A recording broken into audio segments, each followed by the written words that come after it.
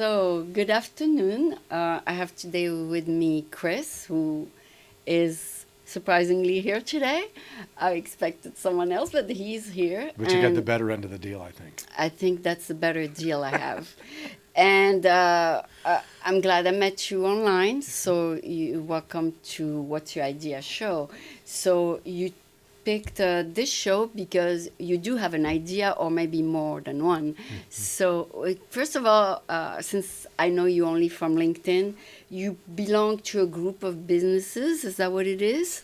Yes, so my business is called GPS Business Group, and Yes. it's really kind of a group of business consultants, idealists, Yeah. people that have been around for a while that have got this concept of advancing business. And then when Okay. you think about business, wow, what an amazing topic! And we're all in business, right? So I basically create a kind of an affiliation, a consortium of people to be able to make the business world a better place. That's what we do.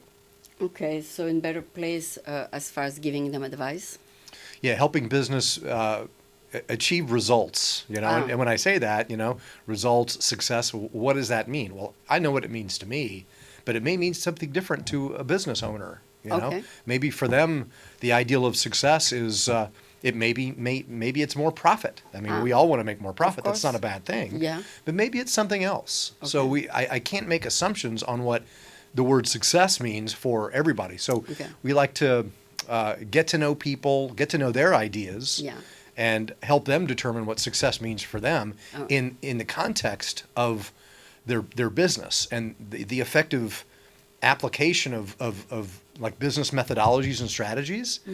And then, of course, innovate the way they think to be able to get results faster, whatever those results are, whether it be top line revenue, bottom line profit, more time off, time with their family, So world you, travel, whatever. so you advise them there? Yeah, yeah. Give them lots of great ideas on how to do that. Wow. Because my previous guest has a website called life.cafe where people can pose their topic and they will get advice from experts. But I'll give you her website Yeah, later. sounds great. So people contact you, let's say, through LinkedIn, and then you tell them, I can help you, and then you guys can work out a deal. Right. The way it works is I'm a businessman myself. I own course. businesses, and it's usually a business discussion. Okay. And we talk about a business. And I usually work with people that are strategic leaders, owners of a business, and Yeah. they're responsible for making the business successful. Okay. And then I usually have a conversation with somebody. I call it a business strategy call. Find out what they're about, why they do what they do. And then I always, kind of tune them up and give them some perspectives. I always say that I guarantee a business breakthrough in about a 30 minute to an hour long conversation. And that's usually where we start. And then they I can get go to know them. further. Yeah, and then I get to know them, they get to know me, and if they want to do more, then I've got more things to offer, but it always starts with that initial conversation, right? That's exactly her website. That's great. Okay, so it's I love funny it. that you're just after her. So you also had the business yourself, and that's why you can call yourself a consultant because you had a business that was successful. Oh, yeah. It was. Yeah, What kind of business did you run? A few businesses, actually. A few? I started, it's been a wonderful journey in life. Really? I actually started my first business in 2003, Yeah. and it was a culmination of, like an evolution in my life of everything that I'd done, and I was working with business leaders to optimize their results business. as executive leaders. And I created a firm with a couple other people, and we developed that over a couple of years and became a profitable company. And then I spun off an executive search firm, and it was all about leadership in business. And we would help companies find good talent and good people. It's hard to find good people these days, but we would help them do that. And then I had a company. I trained business coaches in 26 countries. Worked with a company that did that, succeeded in that.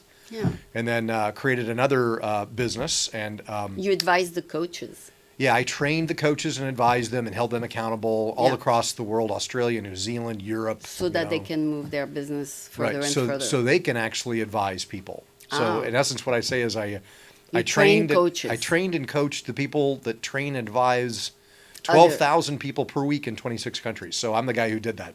That was 10 years ago. And right? that worked? Oh, it was great. It was, it's funny because as human beings, we all have we're ideally, if we're in business, we're competent at what we do. So we're good at what we do. You got to be good at what you do in business. Okay. Some people might be good at making cupcakes, and so they make a business out of that. So these business coaches were competent based on their experience, and then I would give them the construct and the mindset and the accountability to be able to take them from where they were to where they wanted to be. And then, of course, they would advise their clients to do the same thing. So I did that for a while, and then I spun off another brand, and I ended up striking a contract with Tony Robbins and his company. Wow. And I toured with Tony for a couple of years and served as one of his top business consultants all around the world. And he would send you clients. Yeah, that's how I would get my clients. Is if you've ever been to a Tony Robbins event, I you have. walk on I fire. have. Okay, so I you're a have. fire walker. Yeah. Love it. Not everybody's a fire walker. That's a hard thing to do, but you overcome your fear and you just take it on. I love Yes, that. So I have congratulations. done it. I've done it with the other guy who was trained by Tony Robbins, and that was T. Harv Eker. Oh yeah, I know. You know, Harv, yeah. the warrior. Yeah, the Millionaire and- Mind. Yeah. Harv. And then he had the warrior camp in Canada, and I went to Canada. I've done firewalks in Canada. I actually You conduct have? my own firewalks. But it doesn't burn. If you do it right. And the key is there's a way to do that. There's a system. And if you do it right, It then doesn't you won't burn. get hurt. And it applies to business. If you do business right, you're going to succeed. But you have to know how to do it right. Ah, okay. So I worked with Tony on his business side. He's got Yeah. a business mastery program. And I toured with him for a couple of years. And Yeah. it was a great experience. And then since then, I've been continuing to work with his clients and other business leaders that understand the value of whether it be literally or metaphorically walking on fire, Yeah. taking themselves on. Yeah. It's like, what can I do? What can I be? What are my possibilities? And you got to be able to think that way in order to understand who you are, why you are, what you're good at, what your competence is, and then apply the strategies to be able to make it work, as opposed to hope. A lot of people in business hope their business is going to succeed, but hope is not a strategy in business, right? Yeah. So I help business leaders get the The hope out of mindset, it. the construct, the strategy, the business development plan, things like that. And it's all about performance optimization. Whether you talk about Tony Robbins, raising the bar of performance in your life. Well, we talk about raising the bar of performance in your business and Yeah. getting results in that context. So, Well, I saw him recently in October in Cemetery. I don't know if you went no, I wasn't there. with Grant Cardone. And you Grant Cardone. Oh, so that was the National Achievers Congress, right? That you saw him at. It was at the Cemetery Event Center, but Yeah, Grant Cardone was there. Tony Robbins was there. I saw him when he was touring with Robert Kiyosaki and Donald Yeah. Trump. Yeah, Back before Donald Trump was thinking about politics. That was in Australia about 10 years ago. I saw him with Donald Trump too at you? the Moscone Center. Yeah, that was the tour. That was the Yeah. National Achievers Congress. Yeah, tour. and I saw him at Dreamforce. So I saw him 3 times. or And two- by the way, you can hire Tony. He Yeah. only charges $50,000 an hour. Thank you, thank you. You're welcome. I charge a little bit less than that, just so you know. Yeah. I know he's very expensive now. Yeah, oh yeah. And the key is that value, especially with business leaders as they consider why they're in business. Yeah. And what is their competence and what are their objectives? What is their value, right? And He charges as much, if it's a big corporation, as much as $1 million. But people take the challenge to hire him. Yeah. Isn't that something? yeah, he's got a platinum program, and there's people All that pay kinds. $60,000 a year. I know a lot of people in that program, and Yeah. you tour the world with him and everything, and it's expensive, but it's not necessarily about the money. It's about the about- investment of time, energy, effort as well. And the So, people you meet there. Right. Proximity is power. Being around people that are powerful, just like you. I mean, around you right now, I can feel like I'm a better person because I'm around you, and you're a very powerful, enlightened soul. I can feel it, and I'm becoming better because I'm in your proximity, right? Oh, yeah. So- Okay, it rubs on. Okay. Yeah. Yeah. Yeah. So, anyways, did you have great ideas along the way? Well, it's funny is we're talking about this, Aline, and I'm coming into this show. We're talking about, what's your idea? The idea for me, I've been thinking about this today as I was preparing to come in and talk to you. Yeah. I've got lots of ideas. Everybody's got ideas and everything. Different ways of Different ways of thinking. One idea that I want to bring to the table that's kind of percolating for to the today. surface for today Yeah. is there's a trend out there that a lot of people are thinking about. They call it biohacking. Oh, okay. Biohacking, and that's being able to optimize your physiology, your fitness, through different methodologies. And there's been books that have been written about it. And biohacking is a way to be able to take you from where you are to where you can be. You know? I see. So the idea in this context that I'm just coming up with today is business hacking. Oh. So the biohacking concept is nutritional supplementation, making sure you're eating right, nootropics for your mind, things like that. Picking up on that one now. Right. And I've been biohacking now for 10 years. I married a doctor, and she's been my doctor for 10 years. She's a holistic wellness doctor. So she advised you? Yeah, she advised me, gives me all the right nutraceutical supplements to be able to optimize my physiology. I'm very healthy. I'm blessed with health. And you have energy. I've got great energy, and it's because I'm hacking, and I'm doing things that are unconventional, Okay. Like the normal thing to do that a lot of people think about is they'll just eat. They're not going to be conscious of what they eat. So they eat things that aren't healthy for them, just right? to fill themselves. Right. And as human beings, we all want more pleasure and we want less pain. So we'll eat to please ourselves and to mitigate our pain.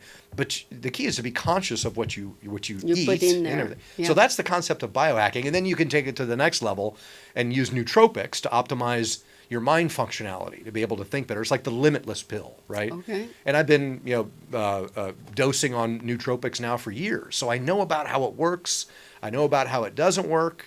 And the key then is to take this concept and apply it to business. So it's business hacking. Okay. So as human beings, I mean, until the matrix plays out, right, and we all get run by computers, right? Right. Business is going to be run by human beings. It has to be done right. Right. So human beings are the ones that have to operate business. Ah. So therefore, business is like, just like Tony Robbins says, business is the ultimate spiritual game.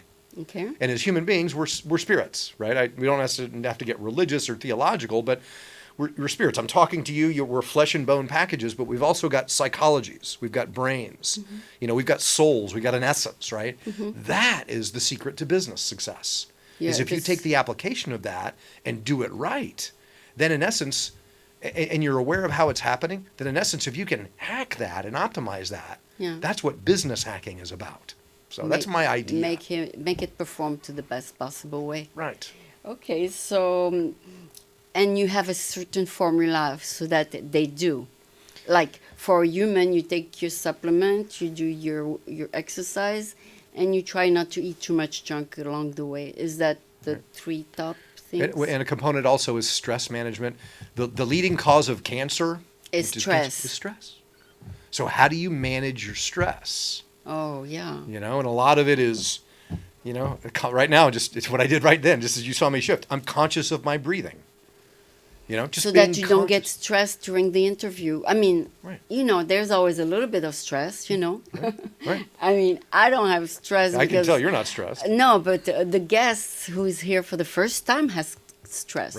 Right. So you try to calm yourself. And the key is awareness of that. If you feel distress, don't try to push it away. Don't deny it. Be aware of it. Yeah. And then realize that it's there for a reason. Yeah. And understand why it's there, and then control it, mitigate it. And there's ways to do that. you Yeah, know? the breathing you said. Breathing, consciousness, meditation.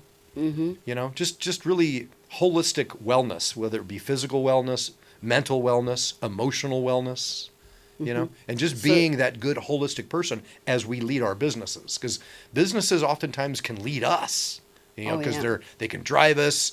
We all want to make more money. Some of the time we get caught up in not making enough money, and that causes stress. Oh. So how do we make more money? How do we actually make our business more successful? And that contributes to our stress mitigation, and therefore we're healthier because of that too.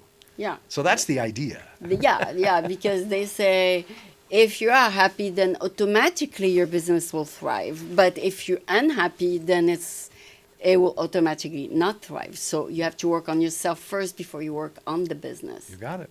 You got it? You got it. And it may, even if you're happy, it may thrive, it may not thrive. What we like to focus on is giving people the strategy, not the generic strategy, but the strategy that's appropriate for them and their business. Okay. And then when it comes to innovation's a big buzzword these days, right? But it's really about changing the way you think about how you think, innovating the way you bring a solution to market, whatever that solution is. And then when it comes to the plan, the strategic plan, you got to have a plan, right? Or you're just relying on hope, right? Then it's about effectively executing that plan and making that plan work, and then focusing on results.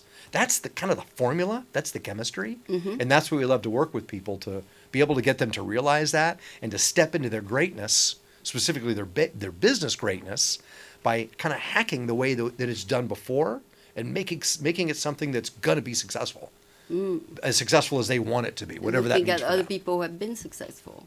Right. And what did Jim Rohn? Jim Rohn was Tony Robbins' mentor. Jim Rohn used to say, success leaves clues, right? Yes, so you got to look at who has been successful. But it's not the same in 2020 as in the time of Jim Rohn, where people had to wear a tie and a suit. It's not the same. Right. Especially here in Silicon Valley. If you wear a suit in Silicon Valley in certain circles, you're ostracized. You're out. You're like, hey, it's not appropriate. So it's not the same standards as 2020, right?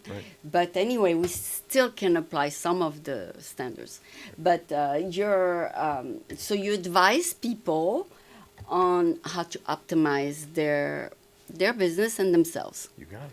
Now, there was a lady at Dreamforce from the Huffington Post. What was her name? I forgot. Well, but Adriana Huffington is the lady. Yeah, that's her last name too. Okay. So she said at 6 p.m. you turn off your electronics, and then every day you have to do 5 minutes of meditation. Anyway, she was trying to tell people how to become more centered rather than stress, you know. So I guess you advise some of these things to people so that they can get a balanced life. You know, you just used the right word. I was just going to say, it's like you saw it coming. Balance is the key. Yeah. You know, like, so here we all are, right? We've all got our phones, right? It's right here. It's always within, you've got yours. Yeah, I can connect, or I can deconnect. And it's there. So this is consistent with all of us. Yeah. And one of the problems these days in society is like I'm on the way to this discussion, I'm driving in my car and I stop at a red light and I look over and there's people walking across the crosswalk like this. On their walking phone. Across the crosswalk. Well, if they have energy, why not?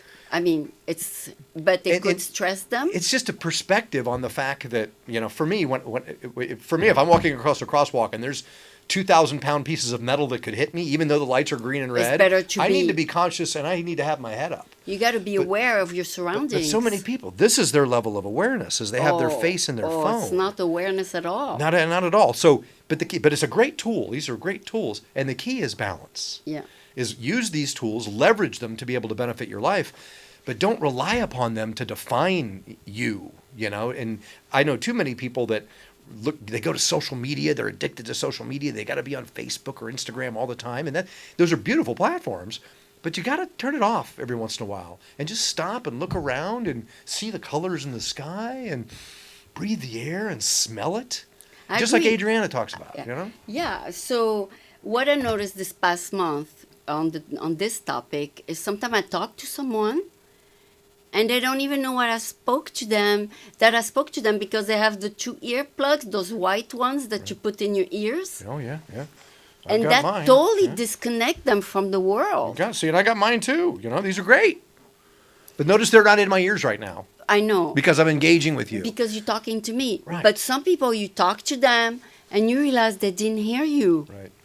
And that's the key, is we have to extend the courtesy, human to human, of being present. Yeah. Like if you're in an elevator and they're wearing it, they don't even know what you said. Right. And you have to realize that, and by the way, if I've got this in my ear right now, immediately you're going to think that I'm not paying attention to you. But you have the other ear open. Well, potentially, yeah. At the same time, I'm distracted. So what I need to do to you is extend you the professional courtesy of taking these things out of my ears. If they're not on, take them out of your head.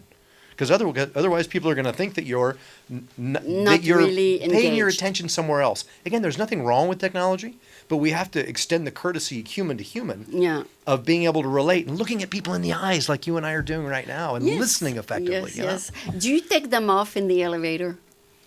Well, if it's funny you say, if I'm on a call and I'm engaging, of course not. And of course they're on. But if I'm in the elevator and I don't have a signal, which is usually what's happened, I always take them off. To see what's going on around you. Right, and just to let other people know that, hey, I am aware. Because if that thing's in my ear, I'm aware of what's going on here and here, right? But not here. Right. So by taking it out of my head, I'm letting my fellow human beings in my environment let them know that I'm present. And if we don't do that, it's almost like, because if somebody has the white thing in their ear, the first thing I always say, Oh. Because I don't want to interrupt them. Of course, yes. And I'm extending that courtesy. And then they'll say, oh, no, no, no. And then they'll pull it out. You know? Okay, and also in line at the coffee shop, sometimes they're wearing it. They don't even know what's going on. Right. It could be a bomb threat or anything. They don't know. Right. They don't know because they're in their own world. They're in their own phone, their own whatever. You cannot even talk to them. Right. And that's a big component back to success in business is awareness, environmental awareness, competitive landscape awareness, economic awareness. And awareness of what your employees are doing. Right, right. Performance awareness, competence awareness, financial awareness, and not being in denial. A lot of people think that, well, if I don't pay attention to it, it'll go away. Well, no. You need to pay holistic attention to all aspects of your business, whether it be financial, operational, business development, people, humans, and confront that and do it in a way where you're effective and you're present and you're attentive. And I mentioned before, and breathing. when you say confront that, don't you think some people avoid confrontation? Oh, yeah. Who knows? I don't want confrontation, especially if it's negative confrontation. Especially if there's a problem. They say, oh, I'm going to delegate that to someone else. Right. I don't want to I call that delusion. I call that denial. Oh, really? Because, the problems are going to happen. It's really important that we confront those problems and not be in denial of them, right? Especially when it comes to working with other people on a team, a lot of people will consciously avoid conflict. Oh, of course. And I'll say they'll put up a smoke screen. Yeah. And a facade. Hey, everything looks great. Everything's happy. Everybody's happy. But it's all not. That's doing is hiding and masking the truth. So it's important that you strip away the facade and the smoke and get to what is really happening in people's hearts. Also in companies, people don't confront because they're afraid to lose their job. So they do what is required of them. They keep their mouth shut and they're safe. But if they confront any problem, they're taking a risk of losing their job. Right. And some of the time you have to watch out what you do confront. And now we can talk about the idea of culture, and when you have a culture in a company, maybe you're working in a culture, and I know too many people that condones that. They actually don't want people to confront. Mm-hmm. And it's kind of a superficial facade, and even though the company may be profitable, they're not going to be successful in the long term because they're not being real and authentic. With each employee. Right. Yeah. It's a hard line to cross to tell someone what you think or not that you don't think like them or something like that. Right. So there's always that line where you cannot cross if you're not at the upper management, say those are little things to consider. But anyway, you advise on both levels, right? The people who are part of the team as well as the people who are running the team. I usually start off with companies or with the leaders in the business. Yeah. And, kind of listen to what they're thinking, determine where they are and maybe challenge them. Yeah. Of course, help optimize what they're doing to be able to get results faster. Yeah. And then as we learn about that, they realize there are certain things that they could be doing differently, and then we'll exercise that. And then they'll elect to bring in their organization, their strategic leaders, and maybe their entire team. Right now I'm working with companies all around the world. I've got my favorite client right now is a company based in Mexico City, and they've got offices all across Mexico. And it's totally different culture. Yeah, and even though I don't speak Spanish, I'm not fluent. I can understand it to some extent. I can advise them because the language of business is an international language, right? Because it's all about, being present, being aware, trusting one another as on a team. How do we trust one another? Mm-hmm. How do we challenge one another? How do we confront that conflict and create a culture of authenticity? How do we determine that everybody's really committed to doing what they're going to do? Right? And then, of course, it's about accountability. We have to do things. We have to perform. So do we want to be held accountable? The champions are the ones that crave accountability. Yeah, if I say I'm going to do something, hold me accountable. It's like in a marriage. You can say anything you want, and the spouse, you're not afraid of your spouse. You're going to say it. Yeah, you've got a good collaboration. You got a good communication, and you accept each other no matter what you say. But on the business level, you got to be careful. It's not as open. Right, because you got politics. You got politics. Politics are going to exist. You can't. And again, I'm not a big fan of the way our political system is run these days. Yeah. But I can't deny that there's politics. Yeah. So I have to confront that and ideally be a representation of good politics, if there is such a thing, right? But the problem with politics, usually it's about you saying things to get your agenda, even if it's not the right thing to do. That's kind of what politics is, right? So how do we manage the politics in an office and in a culture? Are people too politically motivated because they're just committed to making money? And there's nothing wrong with making money. Yeah. But if your greed motive is your primary driver, that's a problem. Yeah. I always challenge people to be, for their primary driver, to be service and value exchange, right? And then if you exchange value, success will come. Yeah. Then you'll make money, but you have to put value and service first. Yeah. And if you can create a culture where politics takes a back seat to that, That's good. that's a good culture. Yeah, I remember Andy Grove, the CEO, you remember, of Intel a few years ago. He said he's not the CEO, he's the chief listener. He listened to each employee with no, prejudgment, because always something out of an employee might be a great idea. And you got to know how to listen and take the good and leave the bad aside, and then optimize the good so that the company moves forward. Right. And it's Because funny. if people are afraid to talk, then how are you going to get that someone has a good idea? Right. You got to be a good listener. Right. And part of it too is you're listening.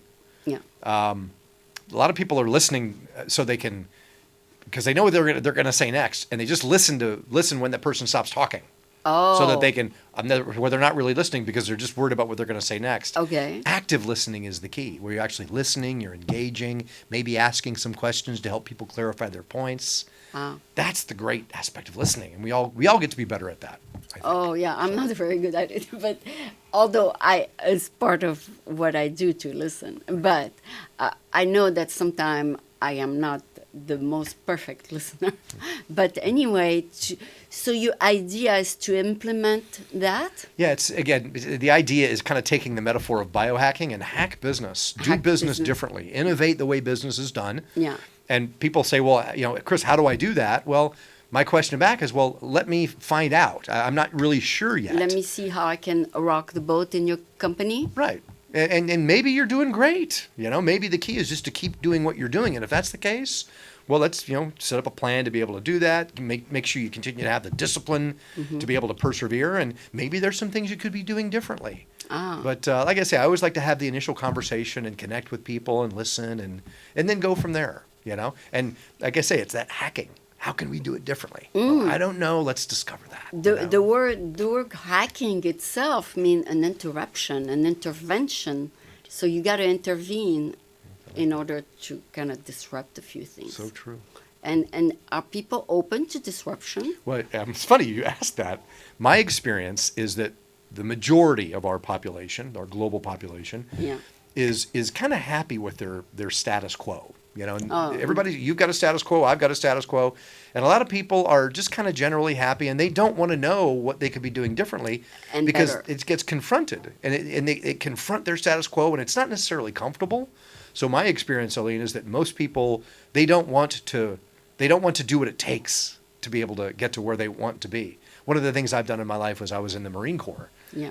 In 1991, when the war started, when Desert Shield turned to Desert Storm, I joined the Marine Corps, and I became an officer, a logistics officer in the Marine Corps. Ah. And I served in active duty for 4 years.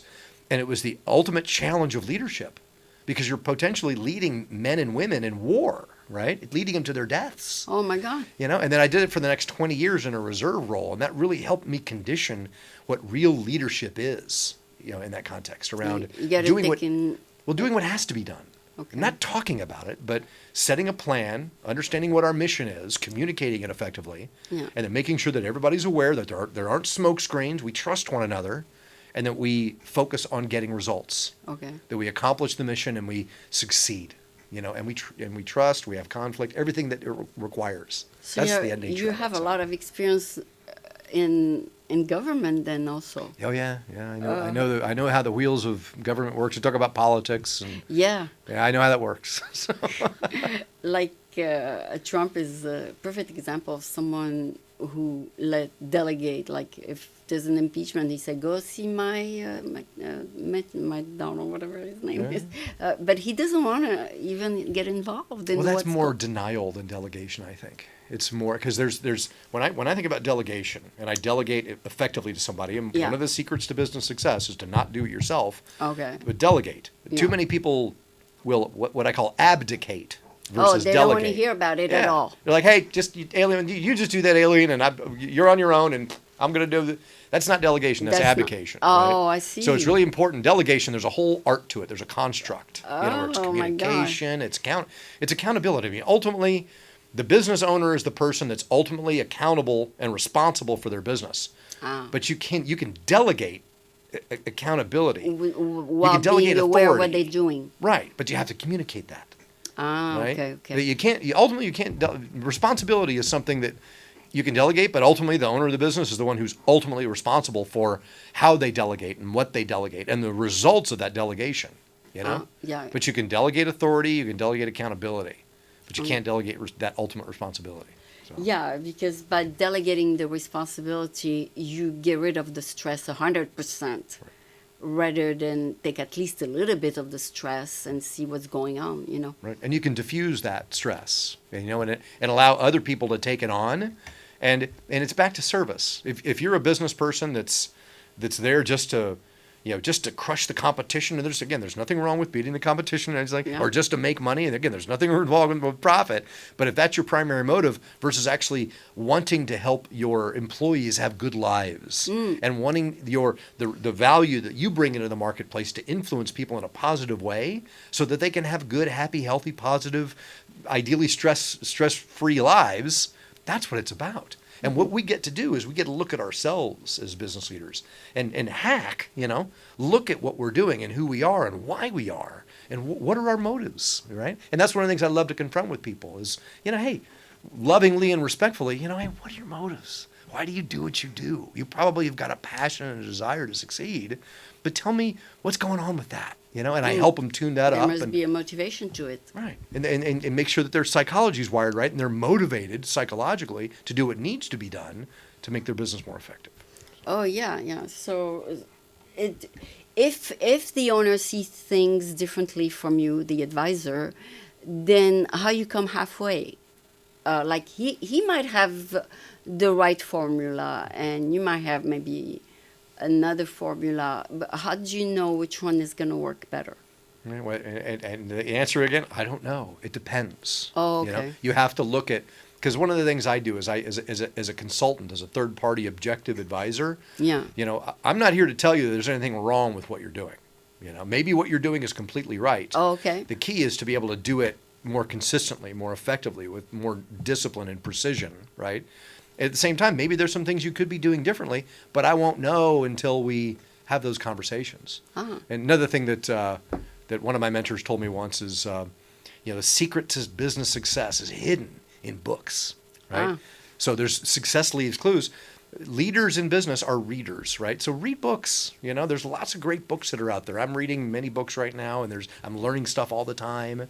There's foundational books that we should all read, I think, especially if we're in business, around, Think and Grow Rich and, How to Win Friends and Influence People. I mean, foundational books. Those are old ideas. I know they're old ideas, but those are timeless, right? Oh. And that's the answer to your question, though, is that there are constructs for business success and strategies that are in books, new recent books. So I'll always challenge people to read books about your specialty and learn about it, whether they be textbooks in school, get a degree, and learn about that and maybe retool and optimize your skill set by getting a credential. Then whether you're getting a college degree or a credential or even a high school diploma, reading is the key. You got to read. So yeah, it's just like, I don't know, you remember that book, The 4-Hour Work Week? Yeah. Tim Ferriss. Everybody said that book will never work. It will never work to be successful in business. It's an idea, an ideology that will never work. You need to work a lot more to make it successful. Well, the key with Tim Ferriss, just a summary of that book, it's all about, the book is more of a reference tool for how to leverage out to other people what you should be doing. Okay. And if you can delegate effectively, yeah, and compensate people to do things that you shouldn't be doing, then you'll work only 4 hours. Then you're only 4 hours working, and everybody else is working for you. That's the moral of the story. There. That's the moral. But it takes time, and it takes commitment, it takes energy, it takes money to invest. Yeah, but if you work only those 4 hours, you're not really aware what's going on, right? Yeah, it's a lot of sensationalism. That's why 4-hour work week. Let me buy the book. Yeah, and that sells books. It sells books. Right? So, But it's not realistic. it's not.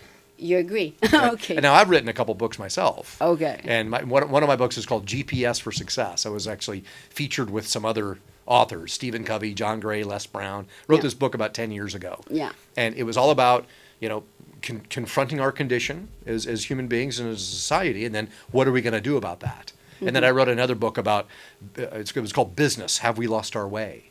And it was a kind of a case study on how to determine what we're doing and how we could get back on track with our ideals and what we could be doing more effectively. So I've written books. I know why they're written, but I like to read more books, read books all the time. So. Are you more into the CEO that works 12 to 16 hours a day, or are you more for like the 8-hour day kind of? It's funny when you say the word work, that's No, that's I the mean, key. some people work, right? Right. And the thing is, I've been in a place where I've worked. How many is it? You have 186 hours in a week. That's how many hours we have in a 7-day week. Yeah. 30% of those hours we spend sleeping, right? Oh, okay. So the other percentage, which is 120 hours, you can spend working, doing whatever you're going to do. There was a time in my life where I was working 110 hours a week.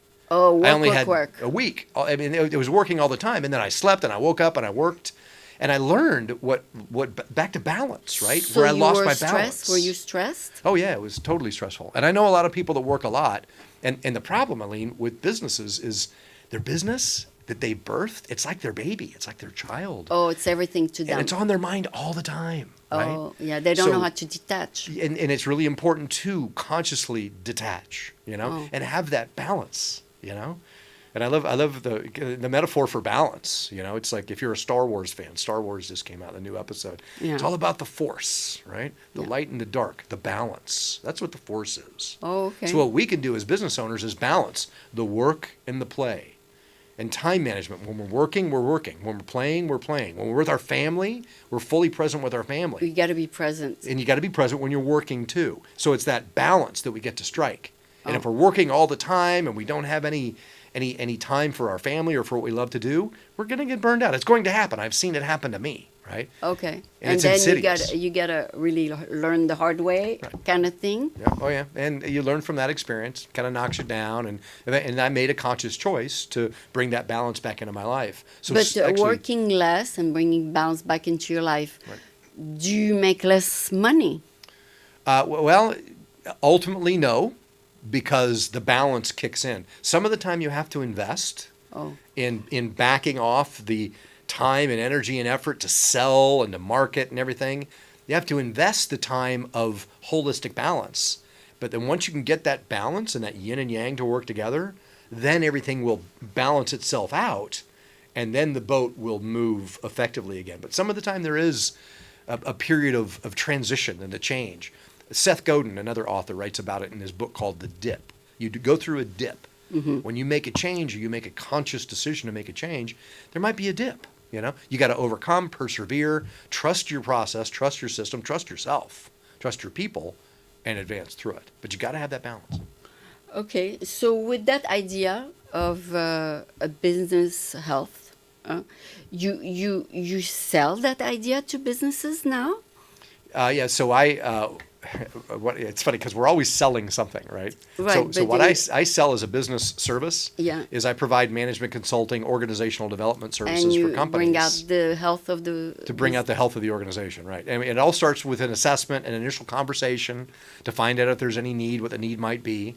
And then I offer a couple solutions. I have a strategic planning mechanism. I have a business acceleration program mechanism. And I've got a team where we deploy this through. But the key is it's got to work for a company. If I'm going to sell something to somebody, it's not because it's not because I want to sell it to them. It's because they want to buy it. They have to have the need. And it doesn't matter how much I want somebody to have the need. Yeah. And this is one of the secrets to sales. Yeah. Is that if you're selling to get your needs met, that's not what sales is about. You got to sell to get your clients' needs met. And that's a tough line to cross for some people. Yeah. So you kind of perceive that business has that need, and then you come as the answer to something they want. Right. And then you sell it. And then you say, hey, guess what? I know what you need, right. and I'm here. And for me, sales is leadership. Is what sales is. It's persuasion. It's influence. It's a very noble profession.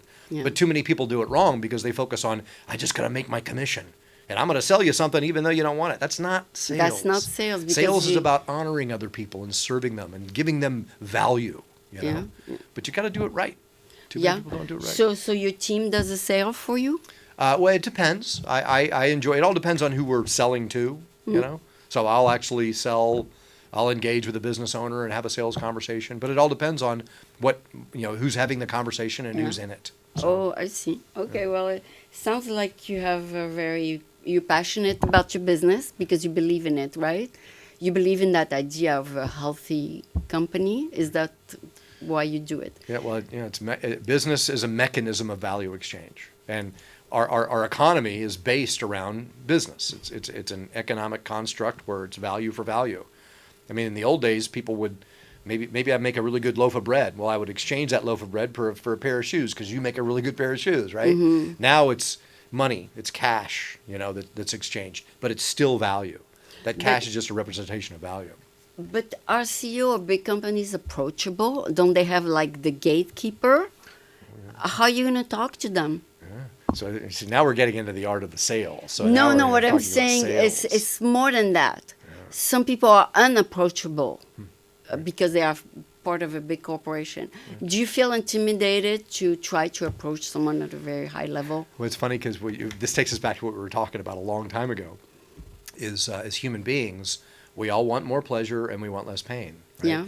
If you can come at somebody with kind of a respect and a love and a realization that, hey, you're living the life the best way you can, then, and you can come at it with kind of a heart energy, for lack of it, and you actually create approachability. Oh, they can feel that. Yeah, because I bump into people all the time that are not approachable.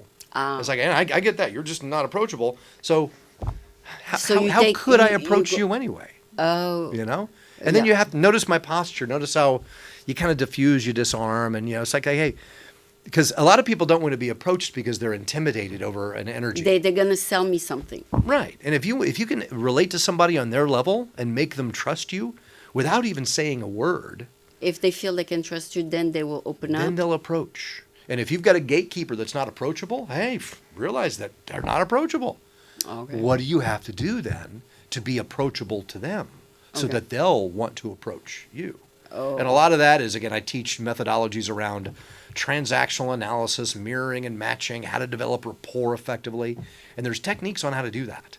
No, I mean, you can approach someone who is the president of 12 people company. That's easy because they're not like in the Fortune 500. But some people, it's a little bit more of a skill to be able to approach the decision maker or whoever you're trying to reach. But anyway, it's a big topic, but just because they have a big position doesn't mean it's mission impossible either, right? Right, it's not. I mean, and ultimately, if you realize that these people that are responsible and in charge of these impossible missions, they're humans too. They're human beings too. They can be approached. Even the most powerful, overpowering politicians or drivers, they're human beings too. Do you think, for example, a guy who's passed away now, like Steve Jobs, who used to work at work and work and work and work and sleep at work, do you think that's the kind of guy that would open up to create maybe a healthy, balanced life? Do you think he would be open to that in the first place? Well, it's funny because I mean, there's so many different personalities and characters of people in the world. Steve Jobs is one MO. He's one type of character who's out there, and he was a driven guy. Yeah. I actually had a mentor at one time who was very driven, and he just worked all the time because he loved what he did. You know, and it was his child, and he didn't want to delegate, and then eventually he got cancer and he died. Right. Because he just worked himself into the ground. Too much. That's kind of a personality style. It's a choice that we make. Mm-hmm. But again, we get to be aware and not in denial of what healthier choices can be. So you just leave them alone? You don't give them a warning? Well, it all depends. See, that's the thing is, if you're somebody who is perfectly happy in your status quo, and maybe you've got yourself fooled, or delusion or denial that you're happy, then I wish you the best. I really do. Because I want people to be happy. right? Oh, okay. So if And- they're happy in that formula, leave them with that formula. Yeah, and they may die soon because they're going to stress themselves out. Okay. But I can only control so much. This is another secret that I They talk got to about be is open control. to listen to you. Well, and the thing is, I can't control them. I can only control me. Okay. And I can control that I care about them, I respect them. But if they're locked into a construct of their own life where their time is controlling them versus them controlling time because they don't know how to balance, you can't really change that. And now, by the way, we can talk about relationships, and when people come together and they want to have relationships, can you control your partner in a relationship? Because you want your partner to be successful and happy and cheerful and everything, but you have to let that control go to some extent. And the key is you have to be the example of what good holistic balance can be, and they'll be attracted to that. Okay. Maybe. Okay. If you can develop rapport, if you can actually compel them and sell them on the idea of what this type of attitude, this holistic, business hacking, biohacking, being low stress, being balanced attitude can do for them in their lives. So it's just like Gandhi said, be the change, right? And you said you came to that realization after you married the holistic doctor who communicated that to you. I realized it beforehand. That was the first thing she and I had in common. Was holistic wellness. So you came before you married her. Yeah, before I met her, and so I was kind of a holistic guy, and I was in the Marine Corps, and I was an athletic champion. I used to coach kids in the sport of rowing and did that as well. So it was a good match. Yeah, it was a good match. I was really good with diet and intake and stress. So she and I met 20 years ago. And that was the first thing we had in common was holistic wellness and life balance. So she compliments me and I compliment her, and it's that balance. And that's good that you joined forces. I think it's good. Okay, so I enjoyed talking to you. It's been a very, very interesting conversation. Yeah, we could keep talking. I love the conversation. Yeah, this is great. We're 3 minutes from closing, so anyway, I could listen to you forever. But thank you for all that you shared, and thank you very much for even showing up. Thank you so much. Thank you, Elaine.